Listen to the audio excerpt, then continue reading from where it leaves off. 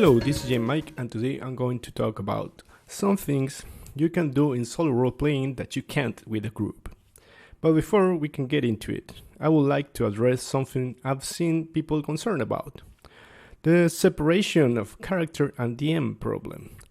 Some people think it is impossible to separate oneself from your player character, but not to metagame and not to cheat.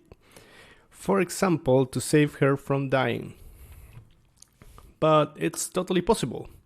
Writers have been doing that for as long as there has been fiction writing.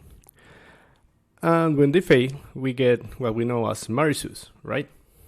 But anyone can do it. Just be careful to not use meta-knowledge and set some barriers. For example, if you think something sounds like too easy of a solution, or you find that your actions require meta-knowledge, just change your course of action to one that doesn't require meta-knowledge. Or surprise yourself by making a list of courses of actions and randomly choose one.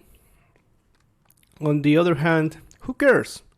If you can't avoid metagaming, or if you just want to spare your character from death, who cares if you do? It's your game.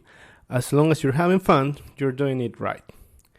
Personally, I prefer not to cheat because that way is more fun to me, to have the risk of dying and the surprise of randomness. So let's go with things that you can do on solo role-playing that you can't do in a normal game, in a group game. For example, you can play multiple stories in the same world at the same time. You can play multiple games with different PCs and parties. Your PCs or parties can be close and interact, can fight one another, be enemies or allies. It's up to you. They can have different goals that create conflict when one party goals can't be fulfilled if the other party achieves theirs. Number 2. Playing an evil campaign. Another hard thing to do is playing an evil campaign. You need a group of mature players to pull it up. But playing solo, you can play an evil campaign, and mixing with the previous idea, you can play heroes some days and villains other days. That way you don't only have different flavors of moral alignments, but also the story could build itself. And there could be more than one group of heroes or villains. Also, you can play with the premise that no villain thinks he is the villain but the hero of their story, having conflicts between different points of views between groups. And number 3, you can playtest games in this way.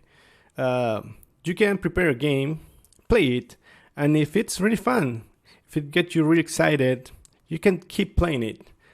But if not, well, you can just try a different game instead of having to go through a campaign you are not so fond of. Like, well, if you are playing with a group, or gaming for a group, you have some sort of compromise to keep going with the same game.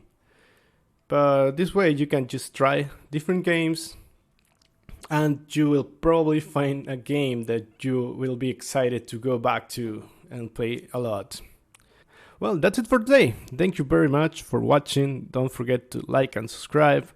Your support is everything for this channel. And keep rolling those dice.